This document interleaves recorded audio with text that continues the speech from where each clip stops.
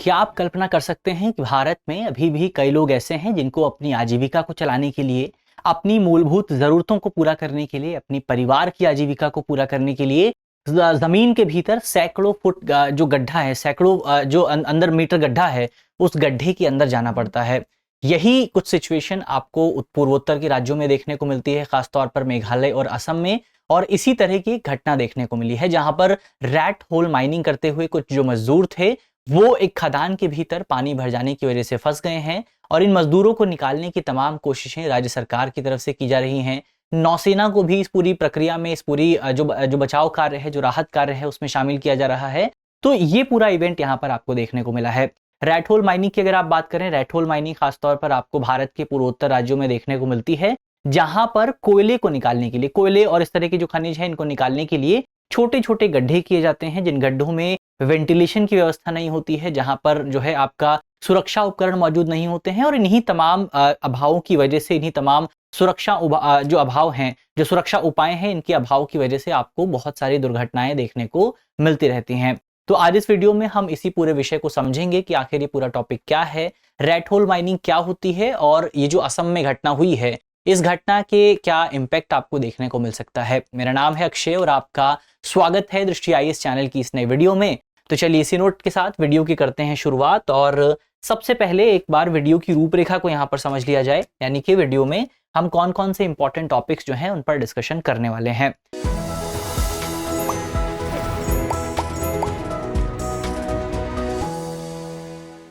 तो आज की वीडियो में सबसे पहले हम रैट होल माइनिंग पर बात करेंगे। रैट होल खनन होता क्या है उसको देखेंगे। फिर रैट होल माइनिंग के प्रकार क्या होते हैं, पर्यावरण और सुरक्षा संबंधी क्या चिंताएं आपको देखने को मिलती हैं, उन पर भी बात करेंगे।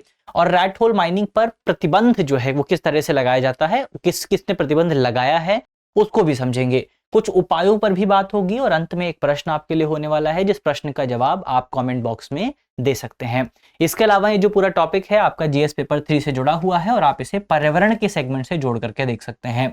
तो इसी नोट के साथ वीडियो की करते हैं शुरुआत, लेकिन उससे पहले एक इंपॉर्टेंट सूचना आपके लिए मौजूद है। आपको याद होगा हमारी मुखर्जी नगर की जो क्लासेस थी वो अब नोएडा में शिफ्ट हो चुकी हैं।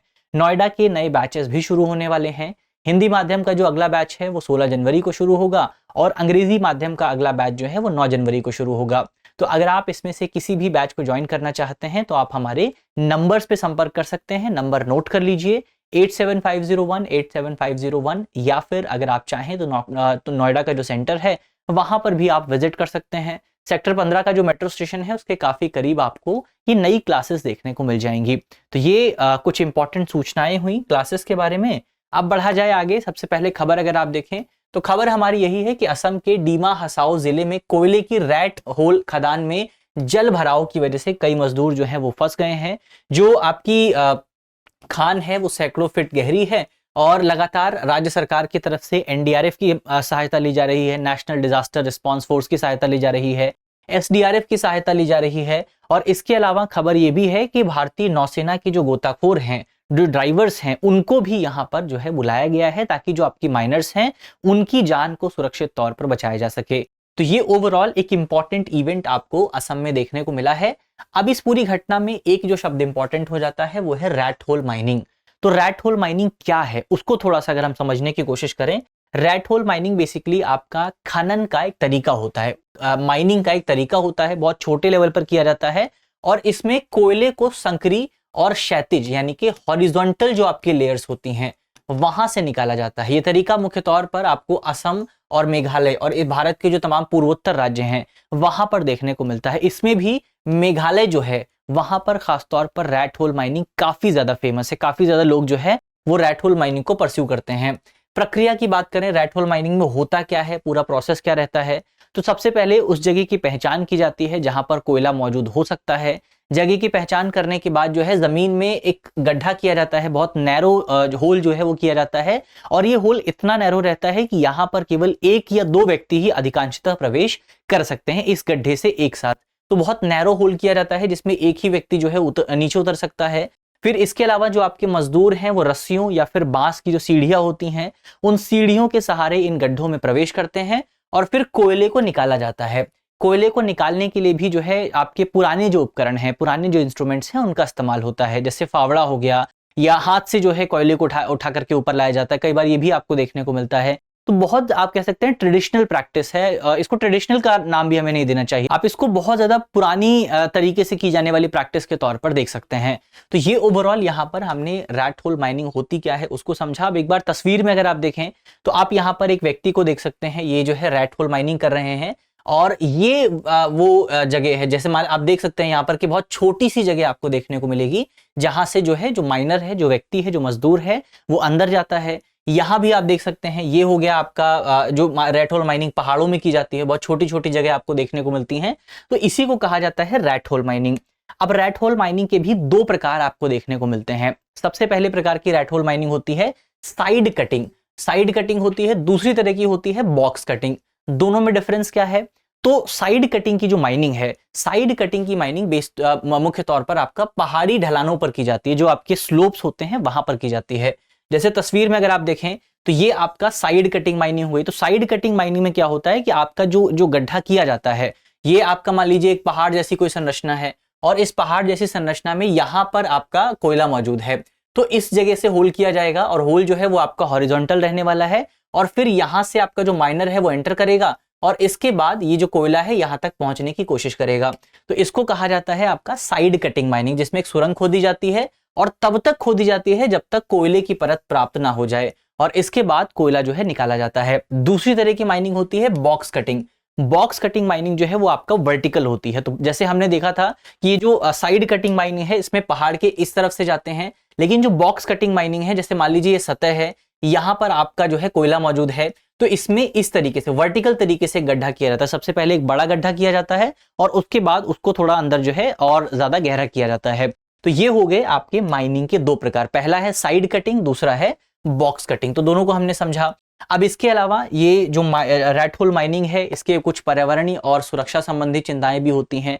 हमने देखा जो सबसे पहली चिंता है वो सुरक्षा की चिंता है, क्योंकि रैट होल माइनिंग के दौरान एक बहुत छोटा सा गड्ढा किया जाता है, और इस गड्ढे में लोग जो है अंदर जाने की कोशिश करते हैं, कोयला निकालने का प्रयास करते हैं, लेकिन ये जो गड्ढा होता है, जो होल होता है, यहाँ पर आपको वेंटिलेशन की व्यवस्था नहीं मिलती है। यहाँ पर उन जो माइनर्स हैं, जो मजदूर हैं, उनके पास सुरक्षा उपकरण मौजूद नहीं होते हैं, उनके पास संरचनात्मक सुरक्षा या उपाय के कोई उपकरण मौजूद नहीं होते हैं। तो अगर कोई दुर्घटना होती है तो वहां पर एक ही मात्र विकल्प बचता है कि उसी रास्ते से वापस आया जाए, और वो रास्ता वैसे ही बहुत सकरा है, और आपातकाल की सिचुएशन में वहां से वापस आना कंपैरेटिवली बहुत मुश्किल हो जाता है।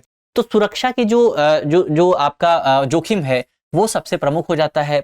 फिर पर्यावरणीय नुकसान भी आपको इसकी वजह से देखने को मिलता है। जब आप रैट होल माइनिंग करते हैं तो भूमि का क्षरण होता है, सॉइल इरोजन होता है, कई बार वनों की भी कटाई की जाती है, जल प्रदूषण भी आपको देखने को मिलता है, और इसकी वजह से ओवरऑल आपका आसपास का जो इकोसिस्टम है वो प्रभावित होता है। अब आप यहाँ पर इस तस्वीर में ही देखें तो यहाँ पर आपका एक हिल है, और इस हिल में आपकी रैट होल माइनिंग की गई है। आप सोच करके देखिए कि जैसे जैसे रैट होल माइनिंग बढ़ेगी, ये हिल के नीचे आने की संभावना, इसके दब जाने की संभावना और ज्यादा बढ़ जाती है। तो सॉइल इरोजन भी इसकी वजह से आपको देखने को मिलता है।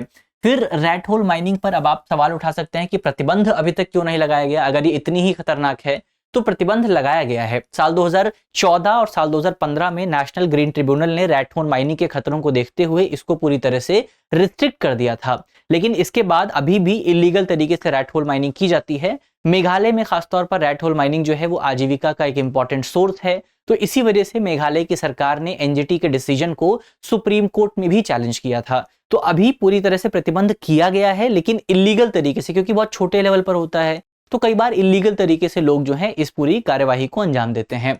अब उपाय क्या हो सकते हैं उनकी अगर आप बात करें कि यहाँ पर किस तरह के उपाय सुझाए जा सकते हैं, तो सबसे पहले यहाँ पर जो इस सिचुएशन को अगर हमें रोकना है तो सबसे पहला जो प्रयास हमें करना होगा वो ये है कि हमें अपने कानूनों को और ज्यादा मजबूत करना होगा, और उन कानूनों के इम्प्लीमेंटेशन को उससे भी ज्यादा बेहतर बनाने की जरूरत है। क्योंकि कानून बनाने से कुछ नहीं होगा, कानून बनाने के साथ साथ उस कानून को इम्प्लीमेंट भी करना पड़ेगा। तो कानून को इम्प्लीमेंट भी करना है, उसको मजबूत बनाना है, लागू करना है। जिम्मेदार और सुरक्षित खनन प्रथाओं को प्रोत्साहित करने की जरूरत है, और इसके लिए आप आधुनिक जो खनन तकनीकें हैं, जो मॉडर्न टेक्निक है, उसका इस्तेमाल कर सकते हैं। इसके अलावा आजीविका के अवसरों के सृजन सहित स्थानीय समुदाय को सशक्त बनाना चाहिए। जो लोग करते क्यों हैं, लोग इतना जोखिम क्यों उठाते हैं? क्योंकि उनके पास आजीविका के सोर्स नहीं है, आजीविका का साधन नहीं है। तो अगर लोगों को हम आजीविका का साधन प्रदान करें, उनको रोजगार के अवसर दिए जाएं, तो जाहिर तौर पर लोग अपनी जान को खतरे में क्यों डालेंगे? लोगों को शौक तो है नहीं, ये कोई इंटरेस्ट का काम तो है नहीं। तो जब लोगों को उनका जो पेट भरा होगा, उनके पास बेसिक सुविधाएं मौजूद होंगी, तो लोग इस काम को अंजाम क्यों देंगे? तो ये सरकार की जिम्मेदारी बनती है। इसके अलावा ऊर्जा के लिए कोयले पर निर्भरता को कम करने की भी जरूरत है, और इसके लिए हमें नवीकरणीय ऊर्जा में और ज्यादा निवेश करना चाहिए। ये कहां से जुड़ा हुआ है? तो कोयला निकाला क्यों जाता है, ये बेसिक सा सवाल है। कोयला निकाला जाता है क्योंकि कोयले से बिजली बनती है, कोयला बेचा जा सकता है। लेकिन अगर हम अपने देश में कोयले के इस्तेमाल को ही बंद कर दें, कोयले के इस्तेमाल को ही रिस्ट्रिक्ट कर दिया जाए, तो जाहिर तौर पर इसके माध्यम से कोयले के यूज को कम किया जा सकता है और रैट होल माइनिंग को भी कम किया जा सकता है। तो ये कुछ उपाय हैं आपके, जो उपाय आपको देखने को मिलते हैं। लेकिन कोयले को रिस्ट्रिक्ट करना, कोयले पर प्रतिबंध लगाना इतना आसान नहीं है, क्योंकि भारतीय इकोनॉमी में कोयला जो है वो एक इंपॉर्टेंट रोल प्ले करता है। बहुत सारे लोगों को रोजगार भी दिया जाता है कोयले के माध्यम से। तो ये हमने कुछ उपायों की बात की। अब अंत में एक सवाल आपके लिए मौजूद है। सवाल में आपसे पूछा गया है, प्रीलिम्स का सवाल है, कमेंट बॉक्स में आपको जवाब देना है। सवाल में आपसे पूछा गया है, रैट होल खनन निम्नलिखित में से किस क्षेत्र में सबसे अधिक प्रचलित है? हमारे ऑप्शन है, ऑप्शन ए पश्चिम भारत, ऑप्शन बी दक्षिण भारत, ऑप्शन सी पूर्वोत्तर भारत और ऑप्शन डी उत्तर भारत। तो इसका सही जवाब आपको कमेंट बॉक्स में बताना है। मुझे उम्मीद है कि इस वीडियो में हमने जितने भी इंपॉर्टेंट पॉइंट डिस्कस किए हैं वो आपको समझ में आए होंगे। अगर आपको वीडियो अच्छी लगी है तो वीडियो को लाइक कीजिएगा, अपने दोस्तों के साथ शेयर कीजिएगा, अपने साथियों को बताइएगा। मिलते हैं आपसे अगली वीडियो में, तब तक के लिए अपना ख्याल रखिए, ध्यान रखिए, पढ़ते रहिए। धन्यवाद। डियर व्यूअर्स, अपने एग्जाम की तैयारी को और बेहतर करने के लिए हमारे चैनल को लाइक, शेयर और सब्सक्राइब करना न भूलें।